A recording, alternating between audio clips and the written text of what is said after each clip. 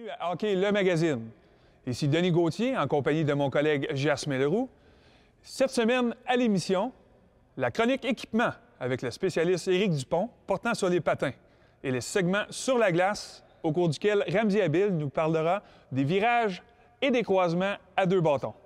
Et toi, Jasmin, qu'est-ce que tu as pour nous cette semaine? Bien, moi, cette semaine, je vous offre une entrevue avec le jeune joueur des Islanders de New York et québécois Anthony Beauvillier, qui entame cette année sa deuxième saison complète chez les professionnels. Mais tout d'abord, j'ai réalisé une entrevue avec l'une des personnes clés de Hockey Québec, Yves Archambault, qui occupe les fonctions de directeur technique à la Fédération de Hockey Québec.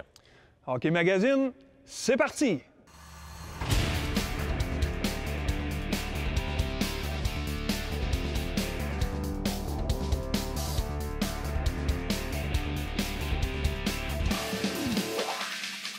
Hockey Magazine, une présentation de vos concessionnaires Subaru du Québec. Subaru, confiance et évolution. Alors, je m'entretiens aujourd'hui avec M. Yves Archambault, directeur technique chez Hockey Québec, et on veut parler un petit peu des innovations dans cette nouvelle saison 2017-2018. M. Archambault, d'abord, j'ai envie de vous parler du programme Minimal que vous avez lancé. C'est dans l'optique peut-être un petit peu de développer encore plus jeune et de favoriser le développement chez vraiment les tout jeunes qui commencent le hockey. En fait, on avait une demande au cours des dernières années pour les 4 ans, et puis on trouvait ça intéressant, mais en même temps, c'est important que ça soit très progressif. Et ce qu'on a fait pour les 4 ans, on a développé un programme de 15 semaines, puis qu'on répète, qu'on fait avant Noël, et puis on peut le faire après la période des fêtes, aussi un autre 15 semaines. Donc, c'est 2 blocs. L'avantage pour les parents, c'est peut-être de privilégier un bloc pour le jeune, parce qu'il est tout jeune, hein? 4 ans, c'est rapide pour jouer au hockey. Puis donc, ça lui permet aux parents de décider si est-ce que c'est les 2 sessions qu'il va faire. Une session, il fera peut-être d'autres sports. Et vraiment, au début de son apprentissage sportif, c'est une bonne idée de commencer à 4 ans, mais il faut que ce soit vraiment plus ludique, plus jeu, environnement jeu. Puis c'est ce que le programme fait. Vous avez également lancé quelque chose qui s'appelle le jeu en espace restreint. Parlez-nous un petit peu de c'est quoi un jeu en espace restreint pour Hockey Québec. En fait, ça découle du programme de développement à long terme du joueur, le DLTJ, et l'ensemble des parents dans différents sports entendent ces termes-là. Et puis concrètement, ce que ça veut dire, c'est qu'à un âge donné, il faut que tu adaptes ton environnement de jeu en fonction de ton âge, de tes capacités. Et donc, ce qu'on veut faire, c'est qu'on le fait à 5-6 ans. On joue sur demi-glace ou on dit aussi des fois dire jouer en largeur. C'est la même chose. Petite surface pour les 5-6 ans. Hockey Québec est un précurseur, un leader à travers le Canada, puis je dirais dans le monde, pour ce groupe d'âge-là, 5-6 ans, jouer sur demi-glace. Maintenant, Hockey Canada, l'an dernier, a fait en sorte de faire une politique nationale, et pour la première fois cette année au Canada, dans l'histoire, partout au Canada, on joue à 5-6 ans sur demi-glace. L'idée maintenant, c'est qu'on va aller plus loin et on sait que les 7-8 ans vont bénéficier aussi d'un espace qui est beaucoup plus restreint en termes d'action qu'on va faire.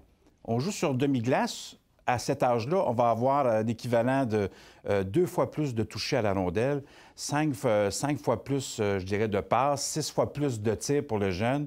Il va faire 2 fois plus de passes à un joueur. Puis tantôt, j'ai parlé de passes, mais 5 fois plus, il va en recevoir. Donc, toute l'action, il y a beaucoup plus d'action. C'est facile à comprendre. On réduit tout l'espace, il y a plus d'action.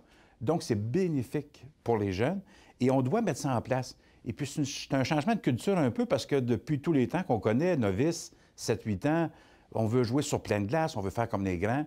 Et c'est peut-être souvent au détriment du jeune. Fait que les parents qui peuvent être inquiets, est-ce que ça va ralentir le développement des jeunes? Je dirais non, de ne pas s'inquiéter. Au contraire, ça va augmenter, améliorer plus rapidement les habiletés du jeune. Puis les habiletés dans le match de hockey, c'est ça qui est la base du jeu. Je vous fais faire un bond dans le temps un peu pour parler d'un sujet qui s'adresse peut-être un petit peu plus vieux, les commotions cérébrales. Évidemment, c'est quelque chose qu'on parle beaucoup. Cette année, vous avez lancé un nouveau protocole de gestion des commotions cérébrales que vous avez mis en place, je crois, en collaboration avec l'Université de Montréal. Tout à fait. Alors, en fait, le protocole de gestion des commotions cérébrales, c'est un outil qui a été développé en comité d'experts par le ministère de l'Éducation. Nous, on avait un protocole de retour qu'on mettait en communication, puis on avait une vidéo déjà de préparée depuis quelques années, parce que pour nous, c'est toujours une question importante. Là, maintenant, on va utiliser le protocole qui a été développé justement par le ministère. Et ce qu'on a fait, on a développé une autre vidéo pour être plus concret par rapport à la situation du hockey. Ce qu'il faut comprendre, c'est que ce protocole-là, pour les parents qui nous écoutent aujourd'hui, c'est que ça va être très clair, et peu importe le sport qu'ils vont faire. tout le monde va utiliser le même type de protocole avec les mêmes informations. Ça va les rassurer que ça soit suivi d'un endroit à l'autre. Et à ce moment-là, bien, l'organisation doit le mettre en place. Monsieur Archambault, il y a également un nouveau système de formation que vous avez lancé pour les entraîneurs qui se fait de façon très interactive avec les nouvelles tablettes, que ce soit un iPad ou autre tablette. Quelque chose que vous avez mis en place avec Hockey Canada qui permet aux entraîneurs de faire de la formation continue, là, de vraiment pousser l'enseignement et qui dépasse de ce qu'on apprend nécessairement dans une session au début de l'année. C'est directement sur tablette et c'est avec Hockey Canada. Hockey Canada et je dirais Hockey Québec aussi. Je vais vous l'expliquer pourquoi. On commence à entraîner, on entraîne au niveau de la MAG, donc initiation, novice, pré-novice. Même chose dans l'autre niveau, qui est à tombe en montant. Pour tous les niveaux de jeu, on a maintenant des outils qui vont être donnés suite à l'inscription de l'entraîneur à sa formation. On lui envoie un code. Lorsqu'il était formé il y a quelques années, avait des gros cartables. Mais là, on a complètement changé un peu notre modèle pour rendre ça un peu plus facile d'utilisation. Et lorsque nous, on change un exercice ici, on peut le faire directement en ligne. Autrefois, on avait le processus pour faire une leçon, on reçoit des feedbacks des coachs pour améliorer la leçon, puis là, ça prenait du temps. Là, c'est directement en ligne et c'est vraiment intéressant. C'est la manière 2017, on va le dire ainsi. Bien, M. Archambault, merci beaucoup de votre temps. Il ne me reste plus qu'à vous souhaiter une bonne saison 2017-2018. Cette semaine, à la question quiz, à son premier match au Centre Bell en carrière, une victoire de 3-0 des Islanders contre les Canadiens le 23 février 2017, Anthony Beauvillier a touché la cible dès le début de la première période. Contre quel gardien de but a-t-il inscrit son premier but en carrière dans son patelin? Les choix de réponse. Est-ce que c'est A. Carey Price, B. Al Montoya ou C. Charlie Lindgren? La réponse après la pause.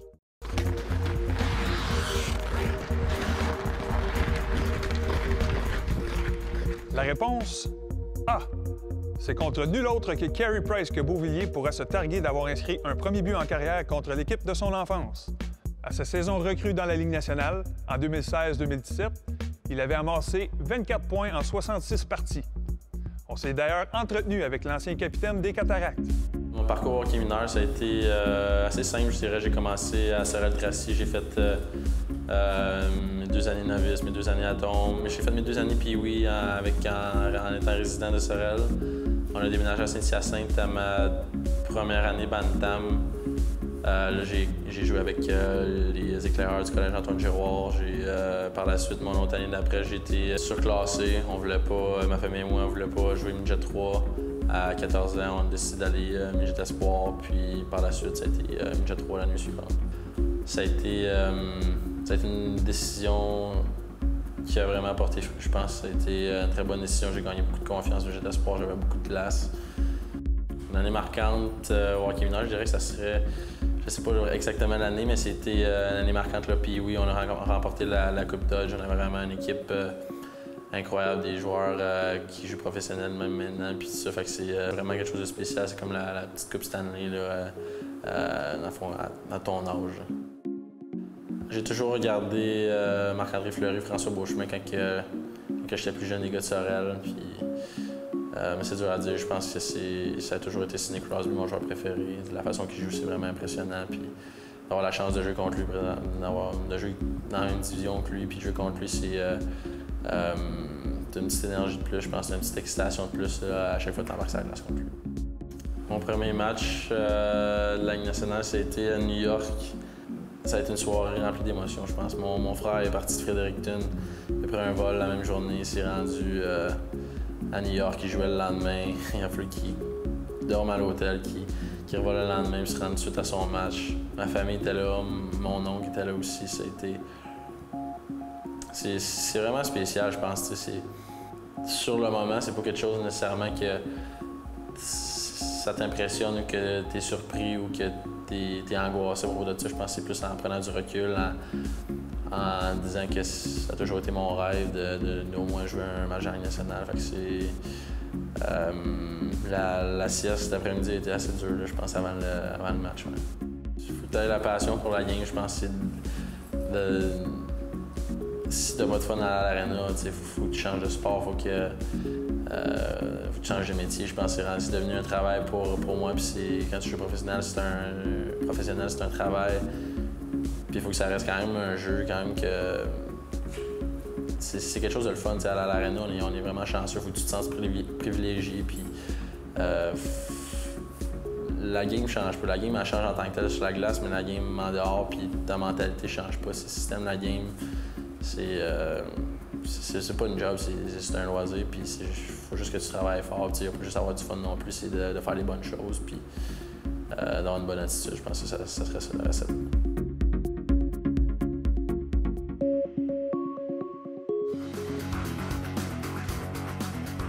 Cette chronique équipement vous est présentée par le Trio Hockey, Sport Rousseau, Hockey Expert et l'Entrepôt du Hockey. Cette semaine, pour la chronique équipement, je suis en compagnie du spécialiste Éric Dupont. S'il y a une pièce d'équipement, Éric, qui a fait son bout de chemin, et c'est vraiment le cas de le dire, c'est le patin. Je regarde ce que tu as sur le mur présentement, puis je dois avouer qu'on est très loin des vieux patins tubes avec lesquels j'ai commencé, peut-être toi aussi, mais on s'est gelé les pieds pas mal opaques dans le temps. Je regarde présentement le CCM Jet Speed, assez impressionnant. Cette semaine, on va parler du Jet Speed FT1, qui est la dernière technologie de CCM. Grâce à sa construction monocoque, le patin FT1 n'a pas besoin de semelle extérieure qu'on trouve sur les autres patins. Ce qui fait en sorte que votre pied est entièrement enveloppé, donc une meilleure pousse. De plus, la structure ultra-légère fait de lui le plus léger de la famille Jet Speed à ce jour. Et c'est important aussi de noter que ce patin Jet Speed est disponible aussi dans les modèles FT 380, 370, en descendant jusqu'à 340. Maintenant, je regarde un nouveau modèle Bauer, ton S190. Exactement, Denis. On a également le 1S qui est encore disponible cette année, qui est le patin haut de gamme, mais à un prix plus abordable, on a un patin de qualité pro qui est le Supreme S190, avec quelques différences mineures versus le patin haut de gamme Supreme 1S, soit la botte ultra légère également faite en composite titanium curve, une languette 3 pièces Offert avec protecteur moulé. Finalement, le porte-lames TOC Lightspeed Edge avec les lames LS3 pour senior et LS2 pour junior. Les lames sont donc interchangeables en très peu de temps sur ce modèle. Pour votre information, les patins sont également disponibles dans le modèle Supreme 1S, S180, S170, S160, S150 et S140. Et c'est important également de mentionner que la plupart des modèles de patins sont disponibles dans le senior, dans le junior et dans l'enfant. Maintenant, le choix du patin est important. Question de confort est super important, mais les critères de sélection lorsqu'on décide de quel patin on va. C'est important de faire un choix selon nos besoins. Ouais. Notre budget, combien de fois par semaine on va utiliser nos patins? Ouais. Est-ce qu'on veut un patin plus performant ou plus récréatif? En magasin, nos spécialistes vont être en mesure de vous conseiller sur le bon patin à choisir. On va s'assurer que le patin est bien ajusté. On va le faire thermoformer. On peut insérer une semelle spéciale pour ajouter du confort. Il y a beaucoup de possibilités qu'on peut faire en magasin pour s'assurer que le client parte satisfait avec un produit qu'il va aimer. C'est excellent. Merci beaucoup encore une fois pour une excellente chronique. Nous, la semaine prochaine, on poursuit notre tour d'horizon sur les patins. Bonjour, ici Philippe Dano. Vous regardez Hockey Magazine RDS. On est cette semaine en compagnie de M. Richard Trottier, directeur de l'arbitrage de la Ligue de hockey junior majeur du Québec. M. Trottier, j'ai envie de vous demander d'abord, comment ça va l'arbitrage de la Ligue de hockey junior majeur du Québec depuis les dernières années? Quel constat vous en faites? Bien, nous, on est satisfait du travail de nos officiels. On est capable de faire un suivi de leur développement. C'est pas un travail facile, mais non, on dit que ça va bien. Le nombre d'arbitres au Québec, il y en a beaucoup dans des bas niveaux. Vous, quand vous arrivez à un niveau d'élite comme la Ligue de hockey junior majeur du Québec, c'est quoi qu'un recruteur de la LHMQ regarde par rapport, par exemple, à un recruteur de hockey de joueurs? Vous, comme arbitre, qu'est-ce que vous regardez chez un jeune de 18-19 ans pour vous dire peut-être qu'un jour, il pourrait arbitrer avec nous, ce jeune? Bien, il y a plusieurs qualités qui sont recherchées chez un officiel, mais tout d'abord, pour nous, l'officiel doit travailler sur une base régulière au niveau de la Ligue junior 3A. Et s'il fait du hockey universitaire, c'est encore mieux. Mais une fois qu'ils ont atteint ces niveaux-là, on va regarder beaucoup au niveau de leur, ce qu'on appelle la connaissance du jeu, leur jugement, évidemment le patin.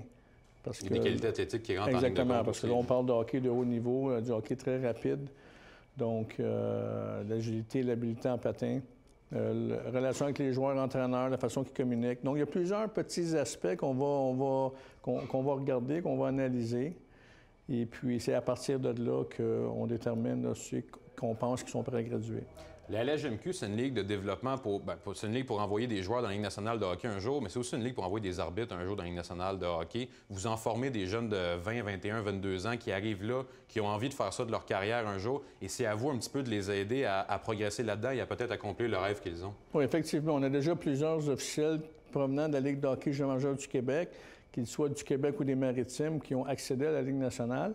Et puis maintenant, ceux qui sont en devenir, nous, notre travail, c'est de leur donner des opportunités. Donc, quand on voit qu'ils ont les capacités là, pour graduer à un niveau supérieur, on leur donne des opportunités, comme par exemple participer à la Coupe Mémorial, faire les matchs de la série Canada-Russie, les envoyer au camp de LNH, CHL qu'on appelle, où il y a des superviseurs de la Ligue nationale qui sont là pour les voir travailler. Donc, on leur donne des opportunités. Et puis, lorsqu'ils les saisissent, ça leur donne une chance de passer à une autre étape. Et puis, c'est comme ça qu'ils sont vus par la Ligue nationale. Et puis, un jour, peut-être, en fonction des besoins, graduer nous, la Ligue nationale. C'est une vitrine un peu aussi également, ça c'est certain. Les jeunes qui arrivent avec vous leur première année ou leur deuxième année, qu'est-ce qui les surprend habituellement? Qu'est-ce que les jeunes disent? « Ah, je pensais pas que c'était comme ça, la LHMQ. » Y a-t-il quelque chose qui ressort? Je sais pas, la qualité du jeu ou les entraîneurs ou peut-être c'est le nombre de partisans dans les estrades? C'est peut-être quelque chose qui ont été moins habitués par le passé? Un peu de quelque chose tout qui ça. ressort? Un peu de tout ça, je dirais. Premièrement, sur la patinoire, c'est sûr, c'est la vitesse du jeu, la vitesse d'exécution. Qu'on le veuille ou pas, c'est un niveau supérieur pour eux autres. Oui, elle est full. Et puis, tout l'encadrement qui est offert. Ils ont un très bon encadrement au niveau avec Hockey Québec, mais c'est une autre sorte d'encadrement qu'on leur offre. De travailler avec des arbitres d'expérience aussi, parce que eux proviennent d'un groupe d'officiels qui ont à peu près le même nombre d'années d'expérience, tandis que lorsqu'ils graduent au niveau de notre ligue, ils vont travailler avec des officiels qui ont 10, 15, 20, 25 ans d'expérience. Des gens qui ont fait ça de métier, de presque de carrière. Exactement. Donc, c'est une plus-value pour eux dans leur développement, dans leur formation. Ils apprennent beaucoup. Et puis, un peu de tout ça. Bien, M. Trottier, merci beaucoup pour ces informations. Ça me fait plaisir. Ici Antoine Vermette. Vous regardez Hockey le magazine à RDS.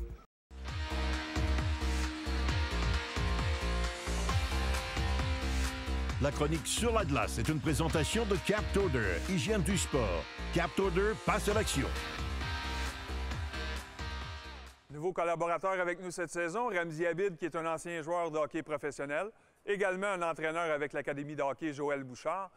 Ramzi, tout au long de la saison, tu vas nous parler des changements de direction chez les joueurs sur la patinoire. Cette semaine, on va s'attarder à quoi? Aujourd'hui, on va travailler sur les changements de direction, justement, plus spécifiquement les virages brusques et les croisements. Souvent, d'amener, on se concentre seulement sur le bas du corps. Aujourd'hui, l'accent va être sur les épaules. Si on est capable d'engager notre haut du corps, soit dans les virages ou les croisements, à force de répétition, pour développer des joueurs plus efficaces à ce niveau-là. Excellent, on regarde ça tout de suite. Parfait.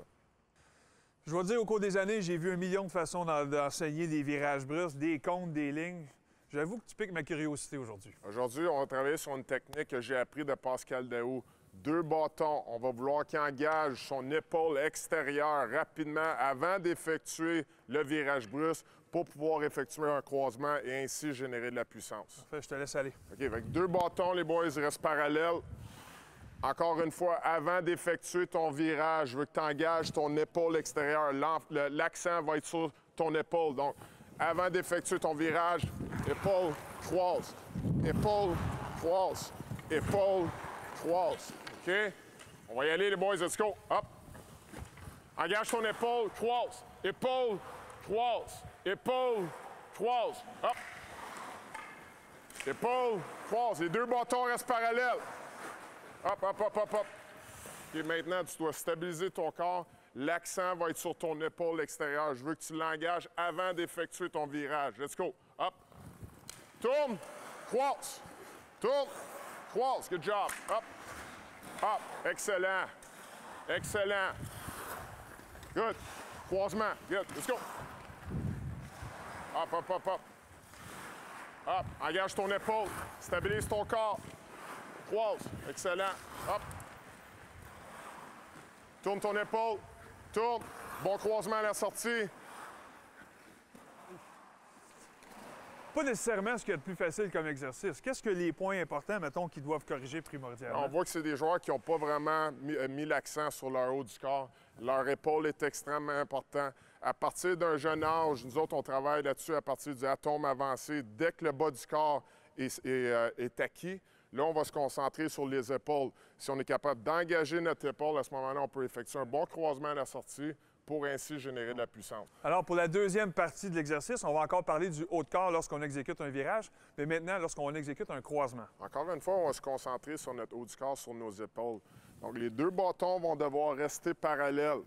Je veux toujours tourner mes épaules dans la direction que je veux aller pour pouvoir effectuer un bon fouettage du patin intérieur et ainsi pouvoir se propulser. Si mon épaule extérieure est vers l'extérieur, c'est pas un croisement par-dessus. Ramène ton épaule. Voyez la différence. Voyez la glace que je suis capable d'aller chercher. Épaule paresseuse, épaule engagée. Paresseuse, engagée. OK, les genoux restent fléchis. On tourne les épaules dans la direction qu'on veut aller. OK, let's go. Tourne. Fouette, fouette, fouette ton patin intérieur. Let's go. Hop. Fouette. Fouette. Tourne ton épaule un peu plus. Un peu plus. Good. Regarde le milieu. Regarde le milieu. Good. Hop. Tourne tes épaules. Regarde le milieu. Hop. Stop. Stop. Stop. Stop. OK, maintenant, ton épaule extérieure est vers l'extérieur. Ramène ton épaule. Tes deux bâtons restent parallèles. À ce moment-là, tu es capable de fouetter le patin intérieur. OK? Vas-y encore. Vas-y encore. Tourne tes épaules. Fouette. Fouette. Fouette. Beaucoup mieux. Hop. Tourne ton épaule. Tourne ton épaule. Tourne. Tourne ton épaule un peu plus, mon homme. Hop. Pas idéal.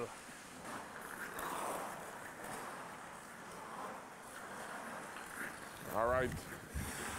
C'est pas aussi facile que ça en a l'air. Non, c'est pas si facile, mais évidemment, c'est pas une situation de match, tourner en rond comme ça, Denis. Puis, est-ce qu'on passe assez de temps nécessairement à aller au détail du haut de corps lorsqu'on effectue un virage? Non, habituellement, on se concentre, comme j'ai dit tout à l'heure, on se concentre seulement sur le bas du corps. Extrêmement important, on voit la différence. Juste un petit détail comme ça fait toute une différence. C'est beaucoup d'heures de pratique, beaucoup de temps et beaucoup de patience nécessairement, mais c'est crucial dans le développement d'un jeune joueur de hockey.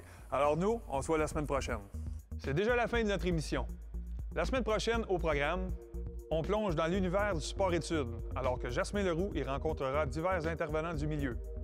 Une entrevue avec l'ancienne gloire québécoise du Canadien, Stéphane Richer, et le segment Sur la glace, auquel Steve Brûlé s'attarde à la protection de rondelles statiques. Et nous, bien, encore une fois, on se donne rendez-vous la semaine prochaine pour une autre émission de Hockey le Magazine. Hockey le Magazine vous a été présenté par vos concessionnaires Subaru du Québec. Subaru, confiance et évolution.